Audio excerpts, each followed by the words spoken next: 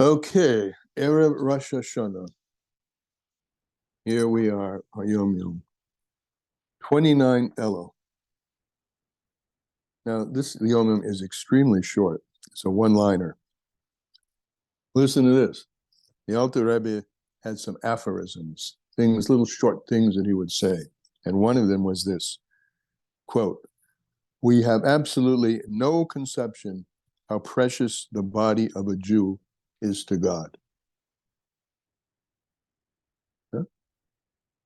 Think about that. I mean, all the mitzvahs are directed, virtually all of them, to the body. Without the body, we can't do Torah and mitzvahs. So I think that's one way of at least seeing, understanding this little aphorism. We have absolutely no conception how precious the body of a Jew, not the soul, the body of a Jew, is to Hashem. That's his one-liner aphorism for today. For tomorrow, there are a couple things in the Yom Yom worth noting. There's a lot of things worth noting, but specifically to Rosh Hashanah. Tomorrow says, when you bench licht tonight, you say, of course, Shel Yom HaZikoren, and you say Shechionu. I'm skipping. The next thing pertains to Yom Kippur. Kiddush by day, right? Tiku b'chodesh Shefer, we say Ki chochli Yisrael, and we don't say Ela Moyedei, which we usually say on holidays, or Ela Moyedei, or Askinu. These are things that we are in the Kiddush for a Yom Tov. We don't say these on Rosh Hashanah. And then on Tashlich, whenever you do Tashlich, some do it the first day, something do it the second day. I think our minhag is more the second day. A man shakes out the corners of the talus cotton. And then the famous one, Yehi Ratzon, that you say for the apple. You say the Yehi Ratzon after the brucha. First you make the brucha on the apple, then you say Yehi Ratzon before you eat it. You see, it says lamb's head is eaten. If you follow that minhag, we have a head on the table. Some of the head should be eaten. But Yehi Ratzon is said only for the apple, not for the lamb's head. So the other dinim brought in the Siddur, the Machzor, but that's what he brings here in Yom Yom. Okay, we're going to do today and Shabbos as usual. Lessons in Tanya. We start a new letter now today. Letter 19 on page 328. And this letter, I think, is a good example. Well, let me say first, position ourselves here in Likutei Moharan. It's a new letter on page Kuf Chav Zayin, opposite page 252. As I started to say, I think this letter is a good example of something that follows on what we spoke about yesterday. We were speaking about the love with the hidden love in a person versus the hidden love, which is a yearning for Hashem, a yearning for the revelation of the nefesh Elokis. And we have to do things to uncover that.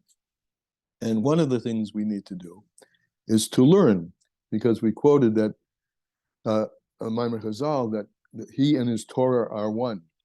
So if you want to, one place, one avenue, and important because there's so much Torah study that's required of a person, is to immerse oneself in the Torah. So today, we are going to immerse ourselves, this letter, in Torah HaChasidus, the Torah of Hasidus, describing some rather deep concepts. And I said, I'm doing today and Shabbos. So it's all based on this pasuk, Oita Kasalmoi. This pasuk, simple meaning, he wraps himself in light like a garment. Those are the words. So he wraps himself in light like a garment. So just to introduce the idea, what's it for? What's the garment for? He doesn't need a garment. He doesn't need anything. He doesn't need to do anything. He just is. But he decided that he wanted, it rose up in his mind, number one, to create. And when he creates, he puts on garments, just like the garment covers you, right? So these are the coverings, which we call the tzimtzum. But at the same time, the garment reveals you. You pick what you want to dress like, the outfit to express something about yourself. I mean, the man's outfit in Lubavitch is that kapota with a hat. That expresses something. We're soldiers in that army. And I don't have to go on. It should be fairly obvious that the clothes are both concealing you, the you that's underneath, and at the same time, they're revealing something about you. So similarly, the Torah, as we will see, he wraps himself in light like a garment. Yep.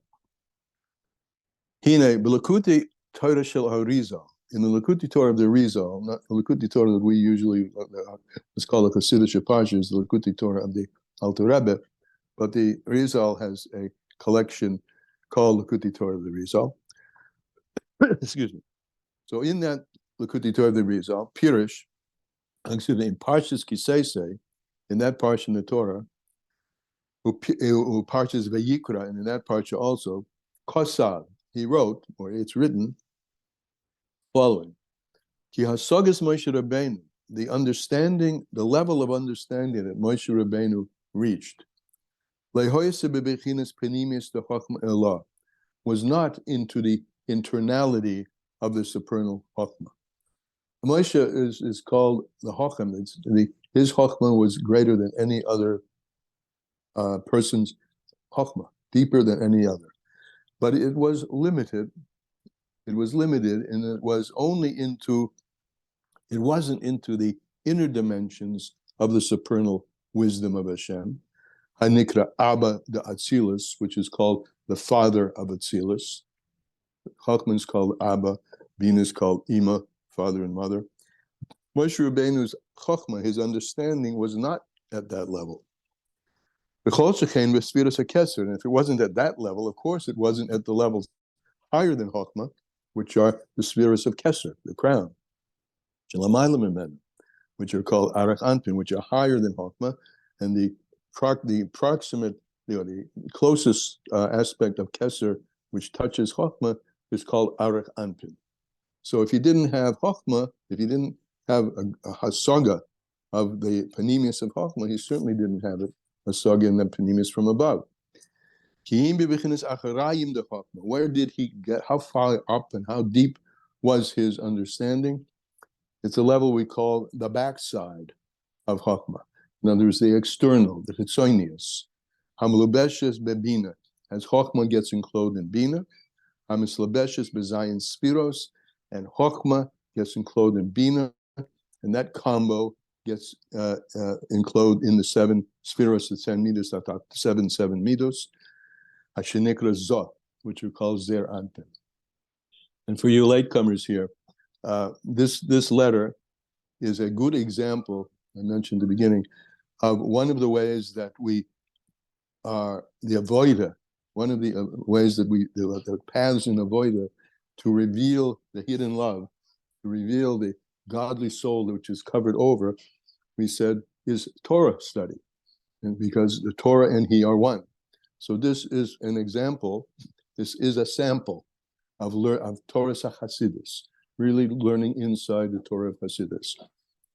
So we started this by saying, Moshe Rabbeinu, even though there was never a Chacham like Moshe Rabbeinu, his Chokhmah is not the inner dimension of Chokhmah, and certainly not touching into the crown, but it's the lower level of Chokhmah, the Acharayim of Chokhmah, as Chokhmah gets put into Bina, and that combo drips down into Zoh, the Midos. The Zoh is the side of the Torah. Zoh is the side of the Torah. Why is Zoh the side of the Torah? Because the Torah is all in Midos, meaning measured. Do this, don't do that. This quantity is kosher, and this quantity is not kosher, etc., etc. It's all in measure. So that's Zoh, the Midos is the sod of the Torah. Mispashet is out soif dalis spheros, and Zoh, the Midos of Atzilus, goes down through all the 4 spheros. So He had a grasp of the externality of God's wisdom as that, and therefore it's called Torah Moshe, because he gave us the Torah. He was the one who brought that flow down through the Midos ultimately into Malchus. And that's where his understanding was, the understanding of his prophecy, the Bechinas Penimius. That's where it was Penimius in the Midos, not in the Penimius of Chochmah, and certainly not into the Kesser. His understanding of his prophecy delivered an understanding in the Penimius of Netzach Hod Malchus. Malchus, higher than that, the Penimius. That he got it, but not with Penimius. He didn't have an internal grasp on that. Penimius, panim, face to face. Where he had a grasp, could really get it and really internalize it, was in the so-called backside of Chokhmah, as that Chokhmah turns downward and is enclosed in the Bechinas of the Midos in Bina, and then in the Midos, Hamlu Bezer Shpatus Taik Penimis of the Midos, which flows down through the Midos of Nahim. The Soid, and this is what's called the secret of Noivles Chochmah Shulamayim Torah. This is the vestige of Chokhmah from above the Torah. Noivles is it's an agricultural term for the dried up stuff of the fruits that are just hanging over. So it's connected to the tree still, but it's not the Penimius. It doesn't have, it's lost its taste, its time, and its richness. So these are the vestiges of Chokhmah, Shalamayla HaTorah, where from above, where the Torah comes from above. Shehi Bechinas Zoh. And what is this Bechinas? The vestige which is dripping down is the Midos. Well, could see, and it's written in Pasuk, in Shmos, the Isi es achurai uponai lo yera'u. God says to Moshe, you will see my backside, but you will not see my face. Ayin Sham, see over there. Ubeshahar Nabuah Perak Aleph, see over there, and also in the Arizal's Shahar Nabuah. Now the Alter Rebbe asks the question here. Leish lahafli. It's a wonder. There is to be wondrous. It's a wonder. Harinemer is said, no prophet ever stood up in the Jewish people higher than Moshe. So if that's the case, if he is the highest of the high, then how is it that the Arizal understood more than he did?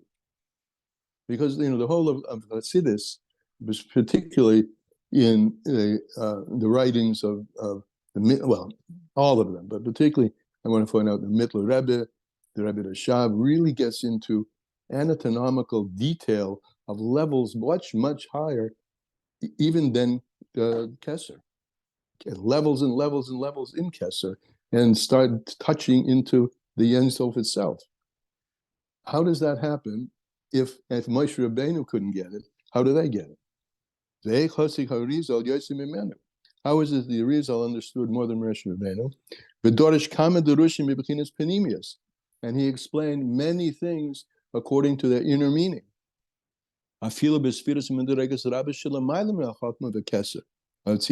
Even in levels, excuse me, many levels much higher than Chokhmah and Keser B'Tzilus. So here's the explanation. Acha is this. It's pashut u'moving. It's simple and clear and understood. The call to everybody. Sheyesh hefresh gadol ben hasagas chachmei ha'emes k'rashbi v'arizal. There's a big difference between the understanding, hasaga, which you can grasp with your mind, of these great Kabbalists, the Rashbi and the Arizal, Shehi hasagas chachma bedas, which is an understanding of wisdom and knowledge. Great difference between that, ubein hasagas Moshe Rabbeinu, and the understanding of Moshe Rabbeinu, b'shar ha'neviim, and all the other prophets, b'navua, in their prophecy, hamachuna b'kasa b'shem ria, which is called seeing. So there's a big difference between grasping with one's intellect and seeing, right? I think that's fairly clear to everybody, right? It's a very big experiential difference to just understand something, from afar. I can have it explained to me. I have all the architectural plans of the building. It's been explained to me, every part, and I get it. But when I see it, whole different world.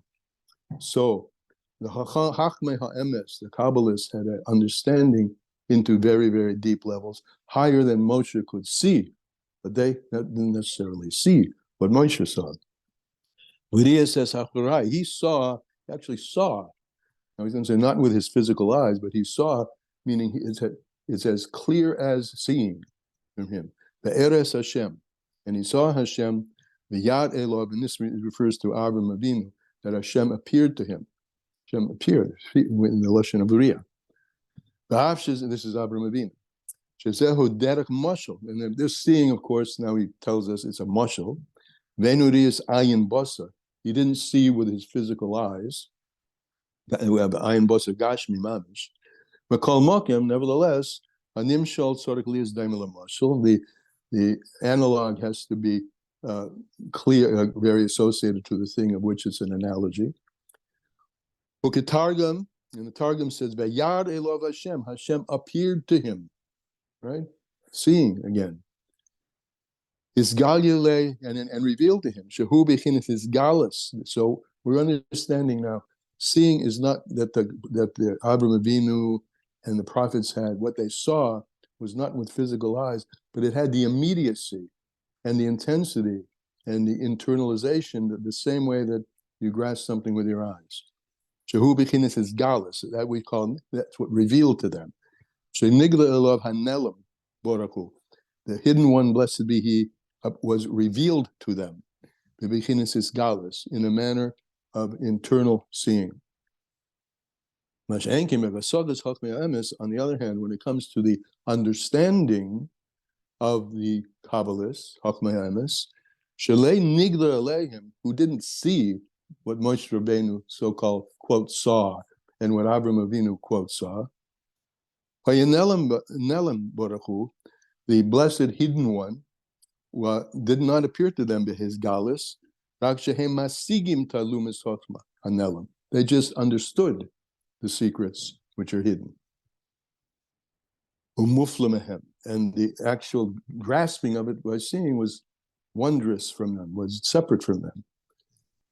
And therefore, Omro, it says the Chazal say in the Gemara Baba Basra, excuse me, Hochim Adif Minavi. A wise one is better than a prophet. Why? He's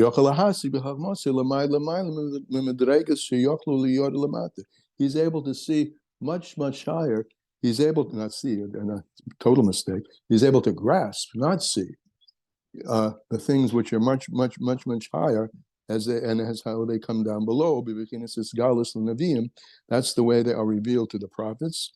What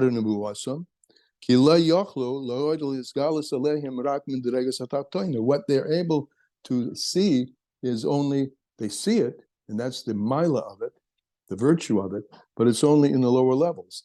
Shehein, as we said by Moshe Rabbeinu, and that's the Malchus. Shehein Heiniradis Tome, which these levels come down continually, Umisgalus, and are revealed, Hamashpila Hamakabel, from the one who's the originator of the flow to the one who receives it, from Hashem himself to the Navi down here below. The Bechinas Moichid, in a manner of brains, Bechayas, and life force. It comes into their minds and it comes into their vitality. As is known to those who know the Chochmas and the Storas. Shahanahim, the lower levels, Netzach, Hoid, Yisoid, Malchus, Shel Elyon, of the upper, Mislab, what do you mean by this? All the spheros are interrelated with each other, right? So you could take this cluster Nahim, Netzach, Hoid, Yisoid, and Malchus, and say, well, Netzach, Hoid, Yisoid, and Malchus have a root in the upper spheros as well, but they're not yet, they haven't become dripped down. They're not noivlois yet, until they come down. And similarly, all the 10 spheros are rooted in Hashem himself in levels called Eses Haganuzas, the hidden spheros, or 10 spheros b'kli echad, 10 spheros in one vessel, but they don't come down into differentiation until except at lower levels, but they're rooted in the upper as well, and they become enclosed, these lower levels, Netzach Yisod Malchus, mislabshim, and here's the key word, they're mislabish, they're enclosed, which harks back to the beginning. Ota Orka Salma, God wraps himself in light like a garment. So he takes that infinite light and condenses it into the lower levels. And in these lower levels, the prophet, Moshe Rabbeinu, Avram Avinu, they see the infinity as it's invested in those. They see it and experience it as if they saw it with their physical eyes. These higher levels, which are enclosed b'tachtoinim, l'chayosa, to enliven and vitalize them. Shehein hen kli hashpor, these lower levels, Netzach Yisod Malchus, are vessels that can give over in a way that the levels lower than that can take it, can benefit from it. Kli hashpor, they're vessels of flow, hayeredes and descending, hayeredes hachayis, and a descendant, and they cause a descending of the light, from the higher level to the lower level, Kol ha'olamis, in all the worlds, u'maderegas, and in all levels.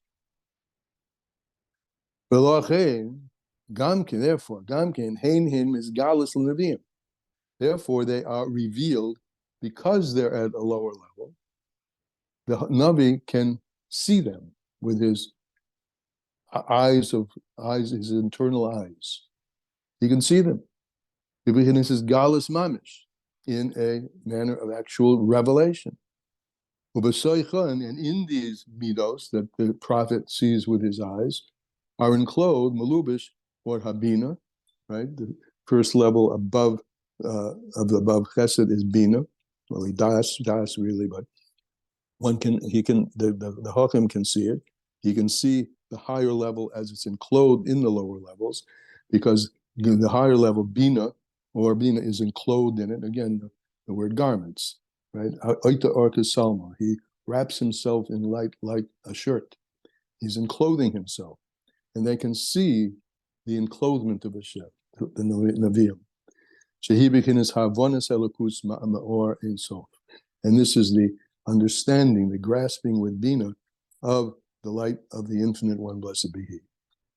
U'b'seicha, and now we're going upward, right? They can see. Got it with my eyes. That's a Yisod Malchus.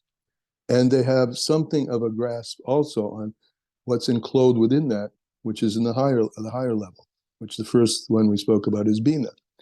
And enclosed in Bina, U'b'seicha, Mulaboshim Acharayim de Chochma, is the externality, or what's called here the backside of Chochma, the next level up.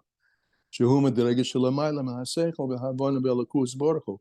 Chochma is higher than grasping. Grasping comes in Bina. Hishem ha-Chochma, because the name Chochma, Moira al-Makar ha-Seichel. Seichel begins in Bina. Masi, maskil. I can get it with my intellect. But the source of that is something which is above understanding, which is called Chochma, which is called the Makar HaSeichel. Because from outside, we talked about this before, the pervasive, one of the pervasive drashim on Chochma is Koyach Ma. Chochma has the power to bring down the Ma, the what, the thing about which you can only say, what is it, the ineffable. So now we're going, so in the prophet's vision of Nahim is enclosed Bina, is enclosed the outside level, the downside level of Chochma, and enclosed in Chochma is the Ayin, and the Chochma is the Makar of Seichel, the Havana and understanding. It says in the Zohar, the Eraisa me Chochma nafkes. The Torah is drawn down from Chochma.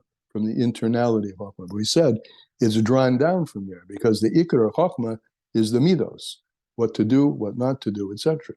But in those little what to do and what not to do is ultimately invested the Ein Sof himself, the infinite one. Kitame mitzvahs lo nisgalo. Because really, the reasons for mitzvahs, I mean the real reason for mitzvahs, is not revealed. Mitzvahs are much higher than understanding. Mitzvahs are loshen savta v'chibar. Mitzvah, savta, tied to, joined at the hip with God himself. And just like we can't understand God himself, we can't understand the panemius of why this mitzvah and why that, and that mitzvah. The Gambe Ezehumakomission is Gala, and also any place where there is a revelation. Vinispadish is a tam, and there's an explanation for the reason for the mitzvah. Hamuvin lanu, as it's understood by us.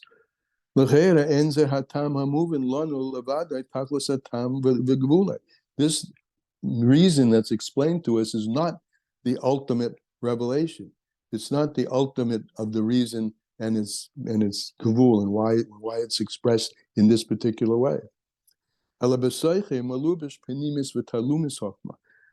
should know that in every mitzvah that we have, all the mitzvahs eating that apple that we will be doing, and that ram's head or fish head or whatever head you use, is enclosed panimis talumis chokmah. There's enclosed the inner dimension and the hiddenness of chokmah, of wisdom, much, much higher than seichel and understanding. Similarly, every single word which comes out from the mouth of God, the Holy One, blessed be He, l'neviim, to prophets, hakasuvim b'tanach, and all these words which are written in the Tanakh, hein divrei techacha, whether they're words of rebuke, the hein sipurim asias, or whether they're stories, in all of them, malubish b'seichem b'chinas chokma elokus, there is enclosed in them chokma selakus, the wisdom of Hashem, shelamaylam haseichel b'havana, which is much higher than wisdom and understanding. Kinir b'chush, as we see in actuality, the difference between what's written in the Torah and what the letter that's written, and the way it's read. Ki hakriya, the way it's read, that's the way it's understood by us. The kasiv, and the written is higher than seichel v'havana. And he's going to give an example. Sheteva zu, this letter, this word, the way it's written, ein lo lavush bebechinas hahavana. Doesn't have a garment.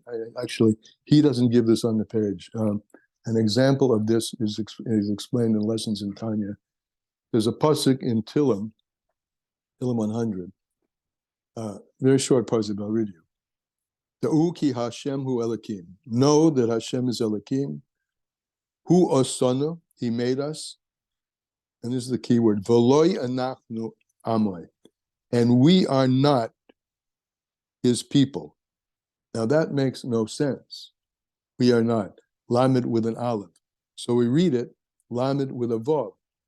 And to Him we belong. Lamed vav, His. We are His. But it's written V'loi, and which makes no sense. So this is what he's saying.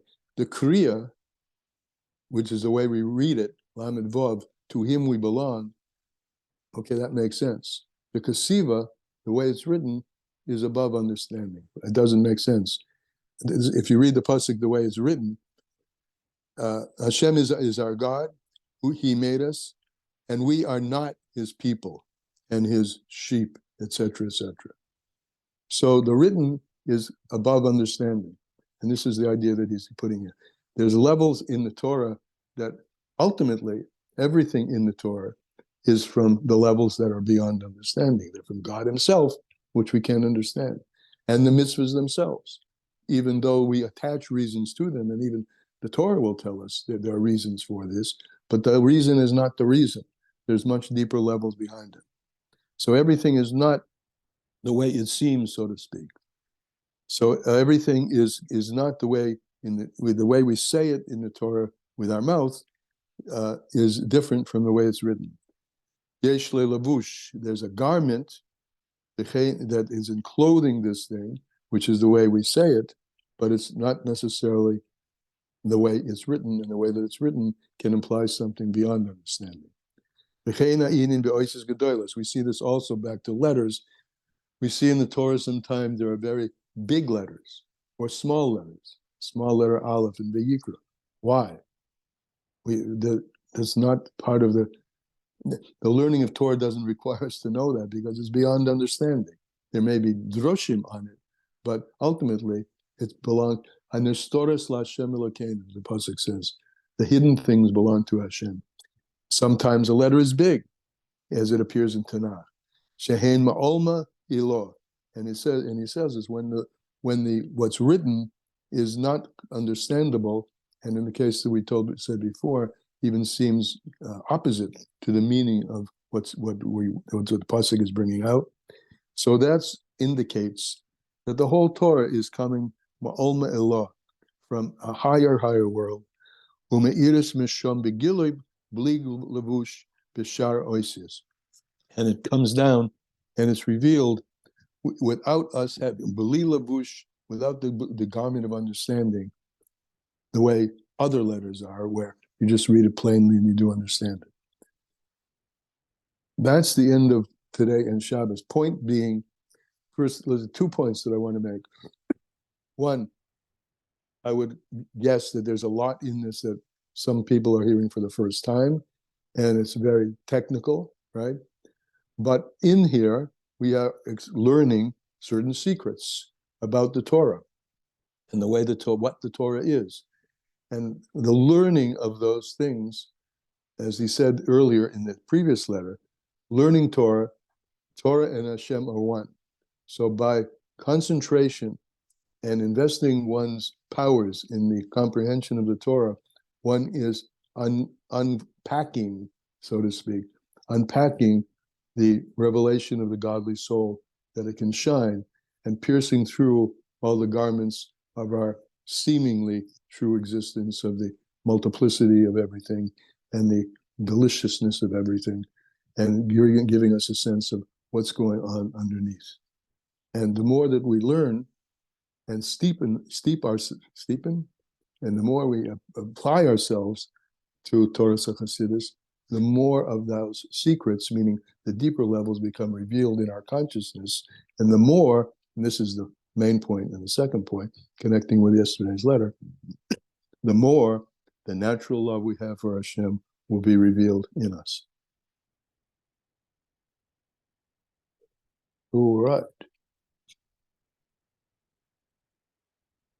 Was that too much? Well, anyway, what's on your mind? We have a few minutes. We actually don't, but if you'd like. Any comments, thoughts, afterthoughts?